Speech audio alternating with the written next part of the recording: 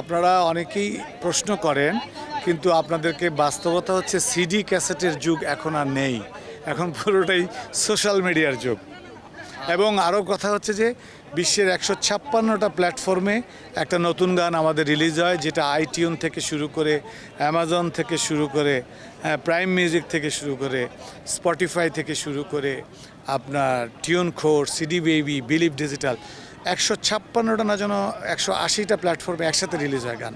So এখন আগে ছিল বাংলাদেশব্যাপী, এখন বিশ্বব্যাপী গান রিলিজ হয়। এখন আমার যেটা চলছে 3 নম্বর ছবি নীলাকাশে পাখি উড়ে, এটাতেও আমি নায়ক হিসেবে এবং পরিচালক হিসেবে কাজ করছি।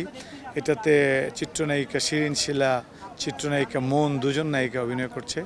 তো এটাও শেষ পর্যায়ে, আশা করছি খুব শীঘ্রই এটা রিলিজ হবে। এভাবেই ভালোবাসা হয় যখন বেরিয়েছে শাবনূরের সাথে।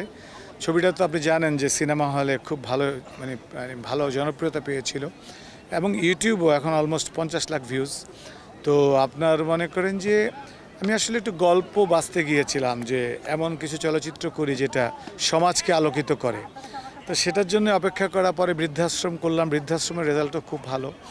এবং এখন যেটা করছি নীলাকাশে পাখি ওড়ে, এটারও গল্প খুব ভালো, খুব রিসেন্টলি আশা করছি আপনারা নিউজ জানতে পারবেন কবে রিলিজ হবে। তো আমি আসলে গল্প ভালো এবং যেখানে অভিনয়ের সুযোগ আছে সেই চলচ্চিত্রগুলোই করতে চাই। ফার্স্টলি আমি সবাই আমাকে সিঙ্গার হিসেবেই চিনে, বাট ইন এডিশন আমি আপনার চলচ্চিত্র পরিচালক, চলচ্চিত্র অভিনেতা হিসেবে আরও অনেক কাজ করার ইচ্ছে আছে।